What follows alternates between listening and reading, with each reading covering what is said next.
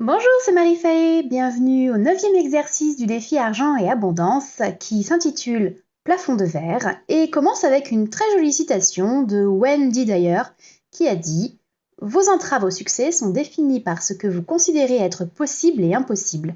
Modifiez cette perception et vous verrez ces entraves se dissoudre d'elles-mêmes. Dans le cahier d'exercice, les croyances limitantes liées à l'argent sont appelées plafonds de verre. Ils sont inconscients mais pas indélogeables.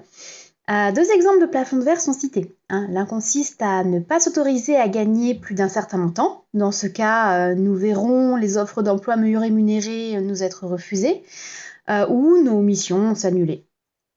L'autre consiste à ne pas s'autoriser à posséder une somme plus élevée qu'un certain montant et que tout ce qui vient s'ajouter à ce montant s'évapore aussitôt. Ce qui ressemble beaucoup à mon souci.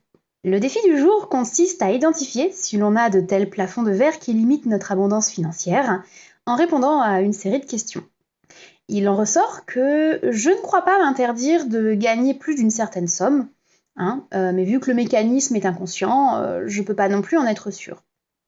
Je pense que partir sur la piste de la loyauté familiale serait prendre une mauvaise direction, car je gagne depuis déjà plusieurs années plus que ce que mon papa gagnait pour subvenir aux besoins de notre famille de 4 personnes.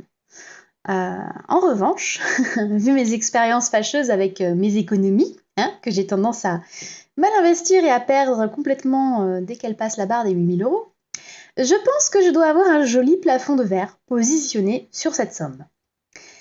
Il nous est demandé ce qu'on pourrait faire symboliquement pour aller au-delà de ces plafonds de verre. Moi, j'aime bien l'idée de les pousser plus loin, en fait, me faire de la place. Par exemple, pousser le plafond du salaire net mensuel à 5 000 €, par exemple, et celui des économies à 50 000, ou soyons fous, à 500 000 €. Ça me laisserait déjà une très très belle marge.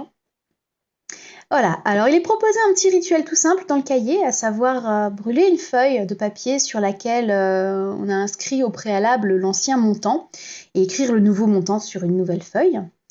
C'est pas bête. Côté tarot, j'ai à nouveau tiré la carte de la morale qui vient clairement confirmer que je suis enfermée dans des jugements de valeur en ce qui concerne ce que je m'autorise à gagner et à posséder et que je dois travailler donc à déconstruire mes conditionnements pour m'en libérer. Voilà, c'est tout pour aujourd'hui. Je vous retrouve demain pour le 10e exercice du défi. D'ici là, prenez soin de vous. Bye.